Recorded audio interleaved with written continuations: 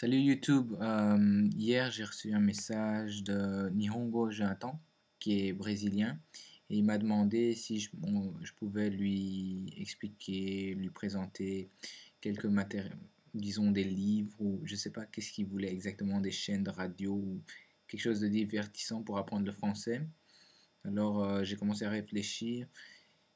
Comme moi, le français c'est ma langue maternelle, j'ai pas vraiment cherché à proprement parler des trucs pour apprendre le français, mais j'ai pensé que je pourrais faire un projet inspiré de ce que Hyun Woo-sun a fait, c'est-à-dire trouver quelques amis et parler en français, faire des dialogues de la vie de tous les jours sur des sujets très variés.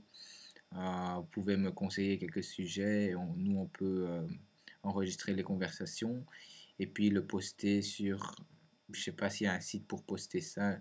Si je le mets sur Mediafire, après un certain temps, ça va s'effacer vu qu'il y a une date limite, je crois. Je sais pas s'il y a un serveur sur lequel on peut poster un peu du style comme LinkQ de Steve Kaufman où on peut poster des audios pour aider les autres dans leur apprentissage du français. Alors, ça, c'est un projet que je voulais faire, mais vu que je vais être super occupé avec mes examens maintenant, j'aurai pas trop le temps d'y consacrer beaucoup de temps. Donc, ce que je vais faire, c'est que après mes examens, je vais essayer de poster une vidéo par semaine où je parle français à une vitesse assez normale, où vous pouvez apprendre beaucoup de mots en m'écoutant, sûrement. Je sais pas. Je tiens à vous prévenir que j'utilise des expressions belges, j'ai un accent belge, donc si vous me suivez, si vous regardez mes vidéos, peut-être que vous finirez avec un accent belge, mais c'est pas trop grave vu que belge-français, c'est pas aussi différent que le canadien. Le canadien, c'est super bizarre pour nous. Alors, oui, je vais pas vous enseigner les bases. Pourquoi est-ce que je vais pas vous enseigner les bases? Parce que je pense que c'est pas nécessaire de vous enseigner les bases, la grammaire et tout ça. Je vais plutôt vous donner des choses qu'on fait dans la vie de tous les jours. C'est-à-dire que la grammaire, on l'apprend à l'école pour bien écrire. D'accord. Mais on n'utilise jamais la grammaire pour parler. On ne réfléchit même pas à la grammaire quand on veut parler avec des autres personnes. Quand on essaye de communiquer, on ne pense pas à la grammaire, ça sort naturellement. Donc c'est ce que je vais essayer de faire, faire des dialogues, les poster sur Internet. Et vous pourrez écouter, les emmener où vous voulez, faire des podcasts, je sais pas, et mettre sur votre iPod. Et comme ça, vous pouvez aller, quand vous êtes dans le bus, écouter les conversations journalières en français. Et moi, j'ai téléchargé des trucs comme ça pour le japonais. Je trouve que c'est très très bien. Mais alors, les enregistrements, ce sera niveau intermédiaire avancé. Parce que je ne vais pas vous enseigner les bases. Parce que je pense que les bases, il faut acquérir ça tout seul. Et puis, on a besoin d'un natif pour développer ses connaissances. Mais tout ce qui est basique, vraiment de base, vous devez apprendre ça tout seul parce que ça ira plus vite comme ça. Je ne sais pas vous enseigner le français par des vidéos, ça ne marchera pas. Il faudra que vous-même vous fassiez l'effort de vraiment apprendre sérieusement le français, qui n'est pas une langue facile, même si elle se ressemble beaucoup à l'anglais. Alors, j'étais en cours de méca et il y a mon prof qui a dit ouais, vous savez pourquoi l'anglais se ressemble tellement au français? C'était parce que, je sais pas, au cours de l'histoire, dans quel siècle, je sais pas trop quoi, il y avait une période où toute la noblesse anglaise parlait français. Et donc, par exemple, pour le mouton qu'on servait à table en Angleterre, on disait mutton ou quelque chose comme ça. Et le mouton le mouton qu'on élevait, on appelait ça sheep parce que les fermiers, les paysans parlaient anglais, ne parlaient pas français. Donc c'est pour ça que nos langues se sont mélangées. L'anglais a pris des mots du français, le français a pris des mots de l'anglais. Mais je pense que fondamentalement, ils sont encore très différents ces langues. Le français est beaucoup plus complexe que l'anglais. Dans le cas de l'anglais, On conjugue, on n'accorde pas les adjectifs. On dit, je sais pas, a big tree, a big house. Alors que en français, on dit une grande maison et un grand arbre. On doit toujours conjuguer, enfin pas conjuguer, accorder. Et en genre et en nombre, ben, c'est de la grammaire. Et passer en anglais, c'est toujours ED, sauf les formes particulières qu'il faut apprendre.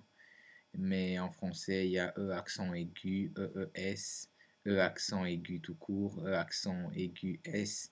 Et tous ces trucs, ça peut prêter à confusion pour les étrangers. Ça, je crois que c'est le seul point de grammaire utile à vous expliquer.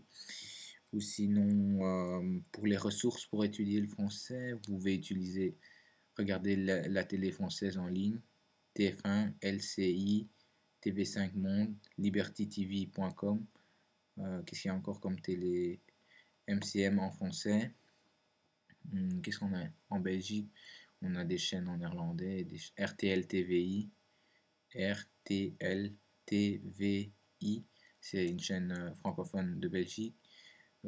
Arte, ARTE, d'autres chaînes. Beaucoup regarder la télé dès que vous avez construit une certaine base pour vraiment vous imbiber et créer un monde où vous devez vous entourer du monde francophone. Donc dès que vous sortez, vous prenez votre MP3, vous écoutez des conversations en français. Dès que vous revenez chez vous, vous regardez la télé en français, vous faites tout en français, vous discutez avec des natifs sur Skype. Et vous essayez de venir en Europe et de parler un peu avec des Belges, des Suisses et des Français. Et sinon, je vous conseille pas la musique française parce que j'aime pas ça. La musique française, c'est très très nul. Enfin, pour moi, j'aime pas du tout. J'écoute la musique de partout, mais pas de la musique française. C'est horrible. C'est horrible, horrible. Parce que tu comprends tous les mots, et après, c'est horrible. La chanson n'a aucun sens.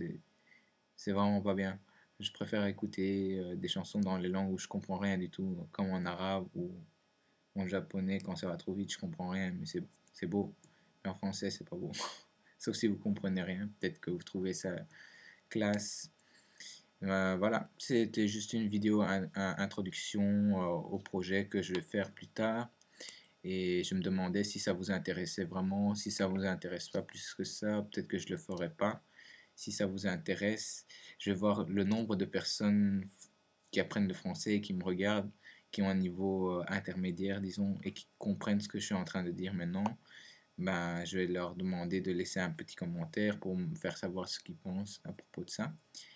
Et je crois que je vais faire quelques vidéos pour vous enseigner, enfin, vous apprendre l'argot français, slang français. Je vais vous apprendre ça, quelques expressions. Et voilà, rien de spécial, je vais vous laisser ici et vous dire à bientôt. Je ferai plus souvent des vidéos en français vu que des gens m'ont demandé de faire des vidéos en français pour les aider dans leur apprentissage du français. J'ai jamais pensé que je pourrais les aider en faisant des vidéos, mais vu que ça peut aider, je vais les faire, les vidéos en français, vu que c'est ma langue maternelle et je vais vous, je sais pas comment on dit, et je vais partager avec vous ma langue maternelle et j'espère que beaucoup de gens apprendront le français et ne se diront pas que le français ne sert à rien vu qu'il n'est pas parlé. Il est parlé par peut-être 125 millions de personnes, mais le nombre de personnes n'est pas très intéressant. C'est la culture qui est très intéressante. Vous pouvez aller en Belgique, en Suisse, en France, au Québec et beaucoup d'endroits au Maroc, en Algérie, tout le monde parle français, donc pourquoi pas apprendre le français. Et c'est une très belle langue, comme vous pouvez le constater. Et voilà, laissez-moi un commentaire et j'espère qu'on pourra faire ce projet. Salut!